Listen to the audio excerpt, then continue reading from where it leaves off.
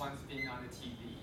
And it is a news about one cram school actually have exactly the same question just as our English mock exam beforehand. So the reporter came to our school and trying to interview some students. And I was represented by my class.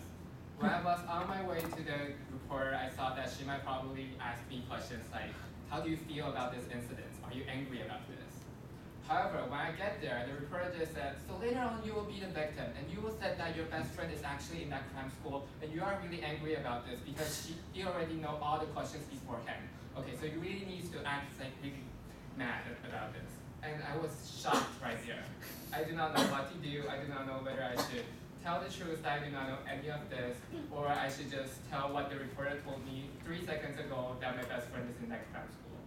And at the moment, I realized that this is a common technique that the media really likes to use called the media representation. So today I'm going to talk about what is media representation and what is the problem of it and how we, as an audience, can solve all these questions. So first of all, what is media representation? According to the University of Minnesota, media representation refers to how the media shapes a group of people in a particular way. So instead of trying to mirror in the true and actual news, they decided to represent the news and to affect the public opinion. So what will be the problem of it? First of all, there will be a really high level of inaccuracy. And sometimes this might just be a typo, like they typed the President of the United States, Barack Obama, into Bin Laden. Or sometimes it's just that they're afraid that the audience does not have the general knowledge, so they ask a girl with glasses, are you nearsighted? Or sometimes they're just saying nonsense that the little panda, its appearance looks like its father, and its finger looks like its mother. So with all these high level of inaccuracy, it really caused a heated society that when we watch more of these news, the lower IQ we will have. And the second problem is that the media may sometimes misinform or uninformed us. So last month, there is a senior high school student who attend the Stanford University. And the reporter says that he actually knows 8 languages. But when you look closer at the scene, this scene is actually that the reporter told the students to write some French on the computer. But when you look closer at those French and you translate into English, he actually says that I do not know 8 languages. I do not know French. The reporter forces me to say that I know 8 languages. I do not want to cheat everyone. So this just shows that our media trying to misinform us that learning more languages, you might have a better chances to go to a better college.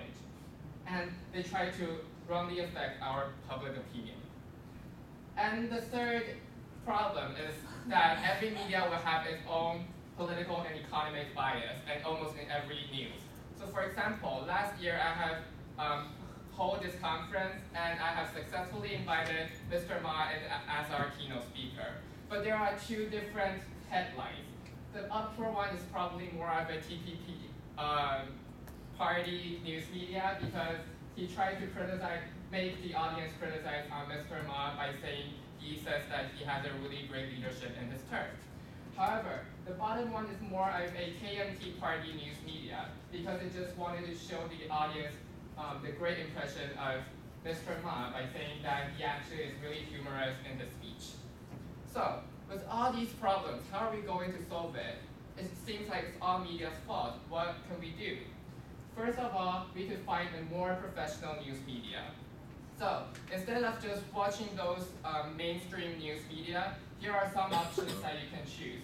So if today you wanted to read some latest news with different perspectives and comprehensive content, you could watch the News Lens or the Reporter. And if today you wanted to know what you are going to do graduating from school or knowing your life goal or career goal, you could read the Cheers magazine or the 30 magazine. And if today you wanted to know more about traveling experience, studying abroad experience, and the cultural differences, I would recommend you the Crossing magazine. And this is the first solution. So what will be the next solution? You could cultivate your media literacy. So this is actually a really abstract concept. What is media literacy? You can do it by doing a critical process of 5 steps: description, analysis, interpretation, evaluation, and engagement. So when you read the news, you could try to describe it using 5W and 1H. And then you will try to analysis. by searching for all kinds of information and different perspectives. And then you will try to have your own opinion and your own interpretation after collecting all those information. And you will try to evaluate that whether this news is important to you or not, and how does it affect you. And last is that how will you take action after reading all these news. So let me take an example like just what Amy said. Last month there's a really famous incident that happened. For me, the description might be the senior high school class pretended as Hitler and the Nazi army, and which was severely criticized by the Western world. My analysis is that yes, there is a different perspective, that the teacher said that they're actually doing this to cherish our freedom, liberty, and democracy.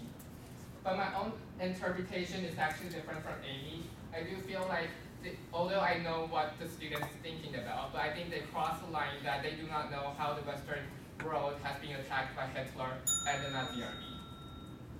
So my evaluation is that this news is really important to me because it just shows us that creativity is good, but if you have one wrong step, it will become a total failure. And my engagement is that no matter what I have done in my life about any kind of creative activity, I would be really aware more about the historical and the religious background of it. So with all these five steps of process, we could really know that a piece of news media could really help us in every context. So back to that 4 years ago experience, the cameraman said 3, 2, 1, and I'm still shocked. I did not know what to do. And after a moment of silence, I decided to play with the script. I decided to say what the reporter told me to say. And that night, I saw myself on the TV. I told myself that I will never trust the media again. That I will never believe what I've seen on the TV, and I will tell my friends, my family, as many people as possible, that together we could really fight through this chaotic media representation. Thank you.